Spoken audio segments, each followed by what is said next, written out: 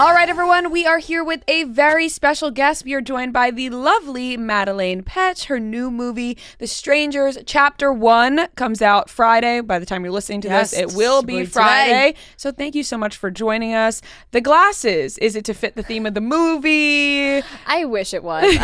I had a very late night last night working on an influencer campaign with The Strangers. So I'm like, if you...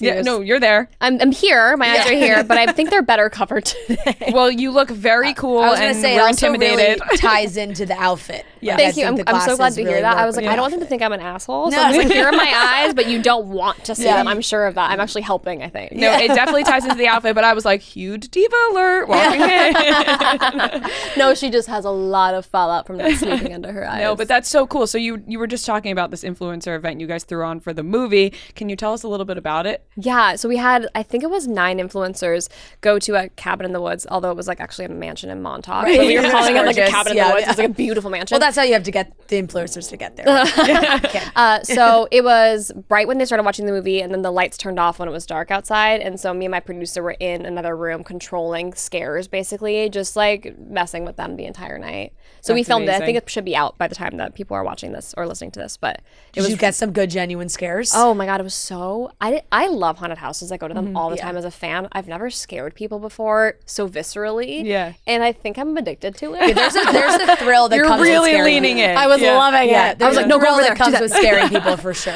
There's something about it. Yeah. I don't know if it's like a power thing, but you just it's definitely you're like, damn, I got them good. Right. It's like pulling a good prank on somebody. Yeah. Except you're scaring them. Right, you're now getting a big you said reaction. you love haunted houses. Did you ever envision yourself doing like a horror film? Were you always into the genre, or did this just kind of like fall perfectly onto your lap? A little bit of everything. I love horror films. I watch as many as I possibly can. I think they're so fun to watch. I don't have a lot of people who will watch them with me, and I don't like watching them alone. They're not fun to watch alone. Yeah. But I'd also done a lot of thrillers and horrors in my career already, so I was kind of like ready to depart from that genre. And then this came about, and I loved the original so much that I was like, I need to do this so that I make sure that that's paid justice and people like see that we respect it. And then I worked with Courtney and Rennie on the scripts and became a producer, and so it kind of felt like I really got to have my hands on every piece of it, and that, I mean, was a huge win for me. I really went roundabout there at this point. Very tired. Long press run. Like, what was the question again? Well, so chapter 1 is out this week, but there is also chapter 2, chapter 3. It's a trilogy. So what was your knowledge of like the trilogy going into it? Did you know like, hey, we're going to do all these 3 movies at the same time? I was sent a 289-page script. So it was all one script at one point. And then I talked to them and I was like, you guys, we can't make a 4.5-hour film. So what is the plan? We're going to break it up. We don't know exactly where yet. And so before we started shooting, we felt like it was important to know where. And so we shot them cross-border, which means we shoot like movie 3 in the morning, movie 1 in the middle of the day, maybe 2 in the end of the day. It was very chaotic. But yes, we knew it was a trilogy. I think we're kind of talking about it now as if it was like a large movie broken up in parts versus the word trilogy. But yeah, it's 3 movies. Yeah. Now, for the people listening who don't, like understand how long a script should be, right? You said over 200 pages for this script. What's like your average movie script? Let's say like an hour-and-a-half film is usually about 90 pages. Okay. I usually budget in my head about a minute per page. So if you think about a regular film, it's about an hour and a half, maybe minutes. Yeah, that makes sense. That's a lot. So where did you, I'm so curious even just about the process of that. How do you manage like shooting morning, day, night, and having them look like 3 separate times? Like, do you have to change your character? Well, yeah, the nice thing about I have to take these off. I'm sorry, I don't care. I feel so crazy. I have to look you in the eye. Well, you look beautiful. I'm thinking, I'm like, do I have to do that? No, you look amazing. Thank you. The wonderful thing about these 3 movies is that it takes place over 5 days. And the fact that it was one long film means that chronologically it does kind of break on its own. Naturally, the character's arc is very like clear throughout the entirety of the films. So, I mean, obviously daytime, nighttime like does change things. And I did have to like have covered in blood 1 second and then like back to normal at the beginning of the first movie in the middle of the day and then like stab wound, whatever.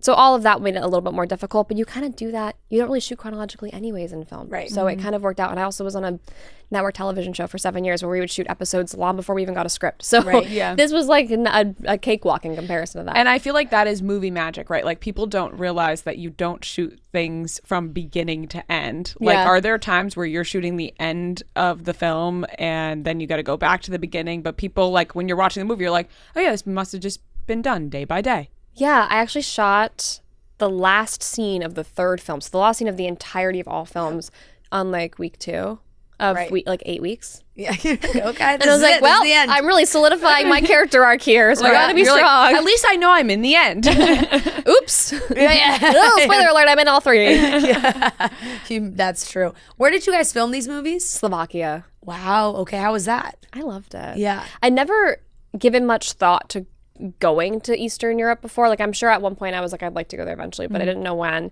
And then when I got sent this, I was in Ottawa, Canada, shooting another film.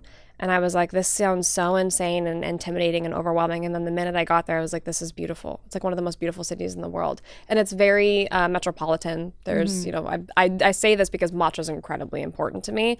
The best matcha latte I've ever had in my entire life is in Slovakia. Amazing. Yeah. I had a Very great time. important. And also nice to have when you're, you know, taking a break from filming, because what's it like getting into character, right? You're in a horror film, you're supposed to be shaken up the entire time, and then you have to get out of that and go to bed at night. Like, what is that like for you to unwind at the end of the night or to start your day? Yeah, so we would shoot, I'd say conservatively like 14-hour days, including like hair and makeup and whatnot. And then I would, at the end of the day, sit with my producer and rewrite the next day's scenes, because as the story was unfolding, we were learning more about the other characters and how they would act in scenes and scenarios. And so we were like, we should evolve this as it evolves naturally. So I'd stay up for like an extra couple hours. By the time did you sleep? Not a lot. If I had a Aura ring then, I think it would be doing, you know, the thing that it does, have you guys have an Aura ring? She does. Okay, so you know the thing where it alerts you and it's like, this is not healthy? Yeah. It would be like falling off of my finger, I'm sure. I didn't sleep well, but it's also hard to sleep well when you're doing something with so much adrenaline. I didn't find a good way to calm down at the end of the night. Right. So Now just I think I probably would have spent more time thinking about it had I had the time. Yeah. So for those 8 weeks, you're just go, go, go, go, go. Yeah, even when I'd lay in bed, I feel like my whole body would be like buzzing at the end of the night. Yeah. Even then, it's so hard to unwind. You're probably also reliving everything you shot. What are you going to do tomorrow? It's like that's a long cycle. This might be a silly question, but were there times when you were filming that you actually felt very scared? I think it's so important in a horror film to be scared, or else the fear doesn't come off authentically, at least for myself as an actor. So I was kind of constantly scared. But they also did a really good job of genuinely scaring me. Right, because you were in the know about a lot of things. Well, yeah, but I mean, I never know exactly what moment a stranger's going to pop up or an axe is going to come through a door or whatever, right? So that made it, I think, a little easier to do my job. That's so interesting. So they would just like pop out and then genuinely scared. Yeah, I think that's so cool. That's the way that for a horror film, I think that's the only way for me to do it justice as an actor, but everyone's got a different process. Right. I'm fascinated by the like horror scream, like that, you know, like the screech that every woman has to like nail when they're in a horror film. Like you said, you've done other projects. I mean, Cheryl Blossom had some screams in there for sure. Some screams. So how has your like horror scream evolved? Like, have you worked on it? Like, do you scream in the mirror to be like, no, what does this sound like? This is a question that's come up a lot on this press tour, and it's so funny because I've never given it a single second of thought. And also people are like, did your throat hurt at the end of the shoot? And I was like, I don't even think I scream that much in the film. But I do. I don't know. I've never given it much thought. Yeah. Maybe I'm just like a natural banshee or something. Right. It just comes naturally to you. I mean, hey, when an axe breaks through a door right next to your face, like you're gonna scream. You're maybe not even thinking about it. Exactly right. It might not even be like a loud screechy scream. It could be like a just whatever like happens. A deep huff. A guttural huff. Yeah. Exactly. So, I mean, we have followed you for forever. We're massive fans. We're so excited that you're here. I would love to chat a little bit just kind of how you got into the whole acting world in general, because I know everyone kind of will recognize you from Riverdale, but like what was before that? Yeah, I was probably 5 when I went into my first theatrical production in a very small town in Washington State. And I did my first performance and I walked up to my parents and I was like, I want to do that for the rest of my life. And I was lucky enough to have parents who, instead of looking at their kid and being like, oh, today she wants to be an actress, but tomorrow she'll be an astronaut, they were like, oh no, we see this passion in her eyes. There's like a fire inside of her that lights up when she does this thing. So they did everything they possibly could to support me doing that. So they would take me to theatrical productions, 3 hours away, and always drive me. They drove me to a school that was so far away for high school. It was an arts high school. And I would go to LA and audition from like 16 to 18 and meet agents and managers and stuff like that. And then I moved at 18. And I auditioned for a long time and worked 200. I actually kept a journal of all the jobs I did in LA because I'd always have to quit if they wouldn't let me off for an audition. So I think I worked like over 249 jobs. Wow. In LA, because I would just quit. I'd be like, okay, can't make it for the audition. I'm gonna. Yeah. Wait, that's incredible. That's an awesome journal to have, though. Like, do you ever awesome. go back and look at what you have, all the stuff you had written down? Oh my god, yeah. I also think like there's something in my brain where I'm like a dark comedy about all of the. I had some crazy jobs. What kind of jobs did you have? It's so interesting because you had to quit because you were like, well, I can't put my 2 weeks in. I have to go to this audition. So Today, bye. yeah, literally. At one point, actually, I worked at a. I'm so sorry because I love the people who run this restaurant, but I worked at this restaurant in Beverly Hills, and I was a hostess. And one day they wouldn't let me off to go to an audition, so I quit. And I did the audition, and they called me 2 days later and be like, you have to come back. Like, I need you to. So I got my job back, thank God. Because I also had to pay my bills. But I moved there for acting. So I was like, if I can't make this a priority now, it's never going to happen for me. I was a window salesman. I went door to door as a window salesman. Wow. That was probably the Very toughest. interesting. I was an executive assistant at a Actual political windows. consulting firm. Oh my gosh. The consulting firm that brought the Rams back to LA and stuff like that. Just like the most random, anything I could find on Craigslist that felt like remotely safe. I would do. Right. So where did the window salesman come in? Oh, you mean like year-wise? I'm so bad with timing. And also, like, did you find it on Craigslist? Yes, every job I took, I found which is so sketchy. But I also got a great job as a personal you had a assistant. Whatever would get the bills paid and also allow me to do my job, which was acting, I would do. Yeah. And That's I incredible. did a couple of small films, but I'd auditioned for David, who cast Riverdale like 100 times. And so by the time I auditioned for Legends of Tomorrow, which was another CW show, he was like, I don't think you're right for this role, but you're perfect for a pilot I'm casting. Can you come in and read for Betty? And I was like, Betty Cooper? Like, what? So I read it. I didn't have a script. And they're like, can you read it more bitchy? And I was like, sure. And so I gave it a shot. They pinned me, which means you're like kind of on ice for 5 or 6 months. Yeah. I had no idea what the role was. It was an unknown role. They wouldn't tell me anything. And then once they'd found Lily to play Betty and they brought Cole on to play Jughead, they were like, can you come in and read this script? And this is the character we actually want you for.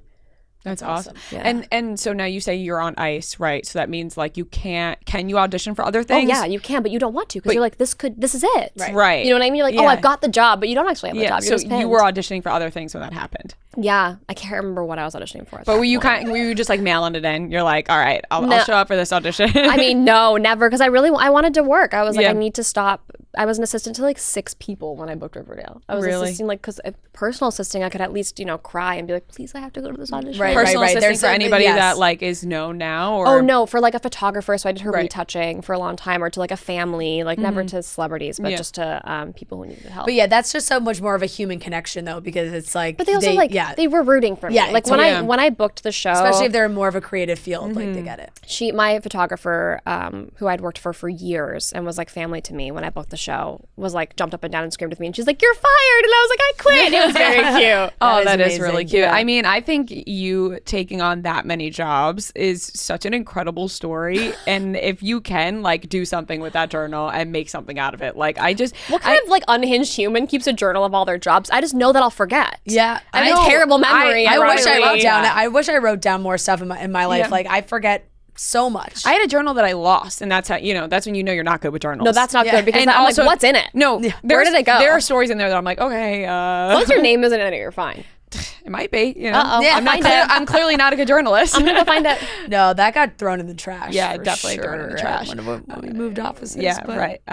But that is so cool, and I feel like it just shows how hard of a worker you are, just in general, and how badly you wanted to be in this industry. Yeah, I think I also knew people would ask me like, what if it never happens? And I'm like, as long as I'm doing everything I can to make it happen, like I'll be happy. It would just suck if I never tried. Do you know what I mean? Did you always know at 18 you were moving to LA? Yeah, my dad used to live here when he was younger, and he was like, "You're never gonna like LA. The traffic is crazy." He used to always tell me like, "You can't drive in LA," and it's like the most mellow thing on the planet, which is so funny. I'm sure you've driven in LA. It's like very easy. Yeah, I we've find. made our producer I don't know if I would drive in say LA, easy. and I mean, in we yell comparison at to him. New York, Oh well, yes, Yes, Please. that's But true. granted, New Yorkers never drive in New York. You know, fair. So fair. I love well, driving.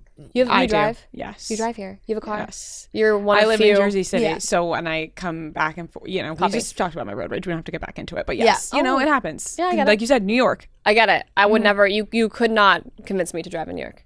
But you drive in LA. Love driving in LA. did The I? windows down, music. I was up. car sick, so if I'm not good the music. one physically driving, I will be car sick. Yeah. Every time. actually feel that. That's gotten worse for me as I've gotten older, which is annoying because I used to never get car sick. Did I read that when you were really young, you traveled back and forth between Washington and a lot of time in South Africa? Yeah, both of my parents are South African, Okay. so all of my extended family is there. That's a trip. It was 36 hours in transit. Wow. But my parents were And the how troopers. often do you think you would do it? God, I have the worst memory ever. But I think we did it every year for, a large portion of my formative years as a kid, so that I had a relationship with my extended family. Yeah. But my parents were the troopers. They're like traveling with small children. I think my first flight was at 6 months old. Wow. I don't obviously remember. Yeah, that. yeah. I don't remember 6 days ago. But they'll never forget it. Yeah. No, they won't. Exactly. My mom was like, "You were such a little trooper." My dad was like, "No, you weren't." Yeah. Right. Yeah. Selective memory from mom sometimes. Right. Like, oh, you were an angel. Yeah, right. Yeah. And then when you hear other babies crying in public, it's like part of you wants to get mad, but at the same time you're like, but wait, they can't help it. I never get mad. I get really anxious for the mother or the parent who's with them, because I'm like, oh my God, you're probably so stressed out right now, freaking out because people are going to be upset. But it's like, you can't control it. How are you going to control that? And also, like, as like a baby or a toddler, like, it's so embarrassing when you grow up and you're like, wait, I acted like that, because you don't know how to act as like a I've baby. never or had toddler. that thought before, but I can't wait to have a doom thought about that later when I'm alone and I'm anxious in bed tonight. Like, that's God. just like, sorry, pretty deep. you just got a real good insight of Rhea's anxiety, because Your she's going anxiety home and goes back a generation. She's worrying about Fitz tantrums she threw when she was When I 4 a years kid- old. No, it's not even that. It's just like embarrassing. Like, you're screaming over the smallest thing. Like, you don't know how to act. Like, that's embarrassing. That's lame. But you know what's great about that? That means you don't do many things that make you embarrassed now, because now you're thinking about that. Yeah, well, I still do. I still do embarrassing things. Well, you're a very busy woman, but at one point you were very active on YouTube, and I was an avid watcher. You were? I loved your ASMR because I love She's a sucker for ASMR. love ASMR, and anywhere I could find people doing like good ASMR videos. Did I do good ASMR videos? Yeah, you did. With that little ear thing? Yep. Wow. Yeah, you did. Do you have any plans on getting back into the YouTube game? I haven't really spoken about this, but I think I'm like done. I quit a couple years ago, and I think I'm gonna stay gone. This is better for me. Yeah. Why?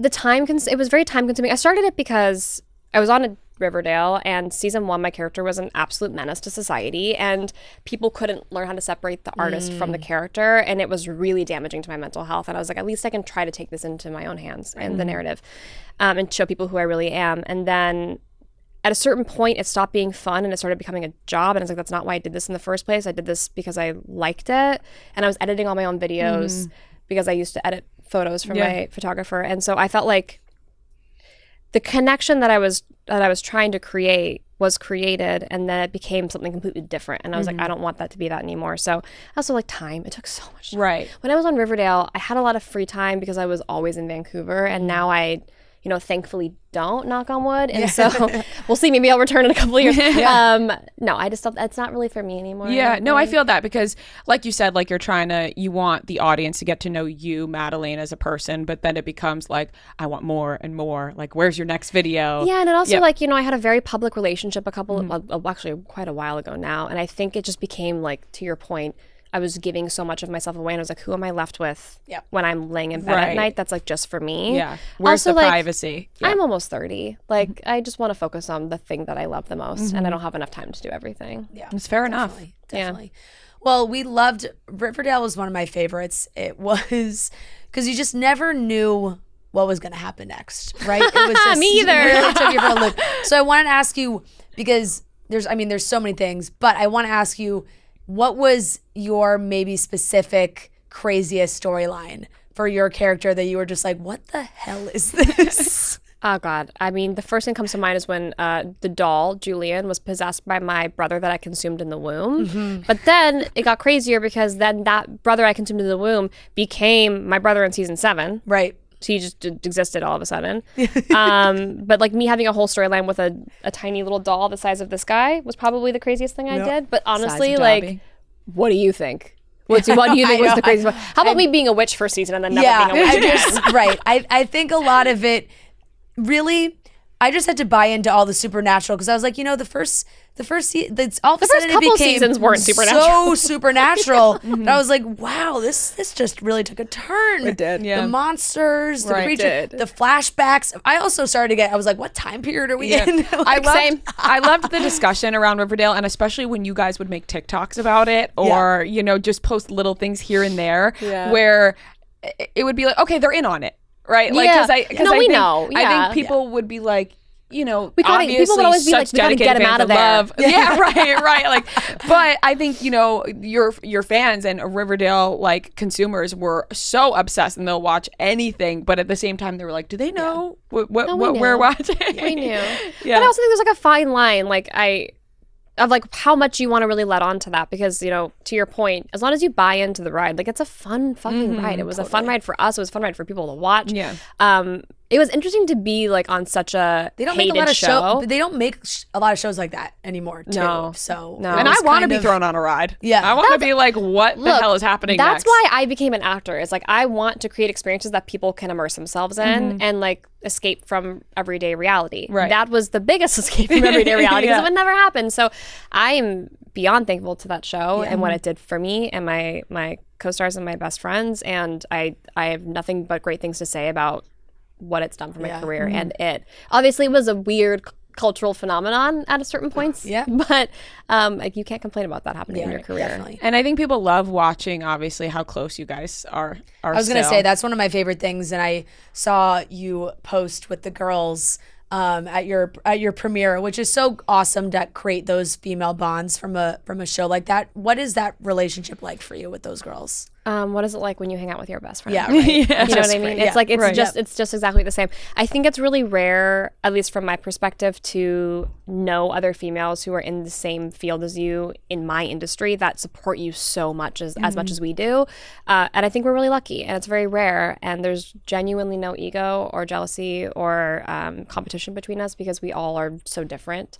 But also because we all just want each other to succeed. Like, there's nothing I love more than like watching Cammie's movies the day they come out, Yeah. or like calling Lily and be like, "What's the script you're reading? Do you like it? Let's talk about it." Like, it's just so genuine and not what you ever would expect coming off these shows. I have a lot of friends who did shows like this, and they're like, "I don't even talk to my co-stars." Right. Yeah. I love Yeah. it. And I think everybody loves watching it, especially like Halloween I was gonna time. say, you guys like, the you guys Halloween dress up for costumes. Halloween. Man, and I hope everyone we gets still excited. do. I think we all yeah. hope you do, because it's just, it like warms your heart to be like, okay, these are genuine girl friendships that we are seeing. Yeah, I'm the luckiest girl in the world. Halloween is always fun. Yeah. But it's As we have love to see established, people. big Halloween girl over here. Yeah. Love to see great costumes. How and far everything. out do you start thinking about your Halloween costume? Oh boy. Last year we started maybe in August, but sometimes we'll go back. We have a list in our Revisit. phones Yeah. that we like have gone through a couple, but it also depends on where we're shooting now. Because we used to always be in Vancouver together. Right. But now it's like, I don't know where any of us will be in October. Totally, but you know, Halloween is a whole different beast now, where people do the photo shoots Imagine we just did it months in now advance, and we were like, we're all together. Right. You know, or you're you, just like, you guys, shoot it now and if you you just look at your release it in schedules, October. exactly. Like you look at your schedules, like this is the only time we can all see each other is August. We just have to. We have to heard get it it here done. first. It's time to do the dress ups. But I love what you share on social media, and like you just said, YouTube kind of felt like you were giving away a lot. Now, as you are, been in the industry for a while, how do you balance kind of what you share and what you don't? Do you think you have found kind of a healthy balance? I'm really comfortable with where I'm at when Yeah. it comes to that now. I think I share what I want to share. Yep. I don't feel any sort of pressure to do so. No second guessing, because Yeah. it's very easy to second guess. But also, it's in very those easy to early take it too moments. seriously. And I went through a period of time where I did that. Like, I went from sharing everything to sharing nothing and taking everything so seriously. And every post was so well thought out, to the point where I was like, how can people understand me and feel me authentically, which is like the most important thing to me when I'm being so calculated. So now it's more just like whatever I feel in the moment. But I also don't take my phone with me everywhere anymore. That's not like a priority to me. I'm an actor at the end of the day. Like, social media is a great thing, but that's not my job. Right. Unfortunately, it's part of the job, but it's not my job. Yeah, It's a perfect balance to have. definitely. Working on it. It's an ever evolving process. Yes, Right? always. But right now I feel pretty good about it. I've been really harassing social media with this movie. I was gonna say, so well, everyone go especially watch when, it, please. Well, Yes. especially when you have a movie to promote, you got to get it out there. You got to Yes. share with everybody, and everyone can go to the theater. When you're going to the movies, what's your go-to snack and for a movie theater? I always sneak my own snacks in. Yeah, and love that. it's like I don't have butter, and I feel like they always have butter on the Yeah. popcorn. I love a Sour Patch Kid, but it hurts my stomach so much, that kind of sugar. It's so annoying as a 29-year-old because when you're like 16, you're like, I'll eat everything I want. And then you're like, I'll never be one of those adults who like hates sugar. Yeah. It actually hurts my stomach. As a fellow 29-year-old, once you realize how it affects you, you're like, oh my God, I'm like, wow, I have to cut this out. Like eating an entire bag of cookie dough bites at the movie theater does not sit well with me later. Anymore. Right, exactly. Yeah, so I'll sneak in, like I love Smart Sweets. I'll sneak in Smart Sweets. Or like Joyride has those, have you tried those sour strips? Yep. Those are really revolutionary. Good. Those have changed my life. So I'll do Joyride or whatever. I'll sneak it in. I also love, this is a hot topic, but I love a red vine. Okay. I know are you Twizzler girls? I prefer a Twizzler. Oh God, get me out of here. Both. I like both. I love you. Twizzler. Yeah. Oh my God, love you too. Red vines are superior. I'm sorry. I'm sorry. We can have this debate all day. They're better.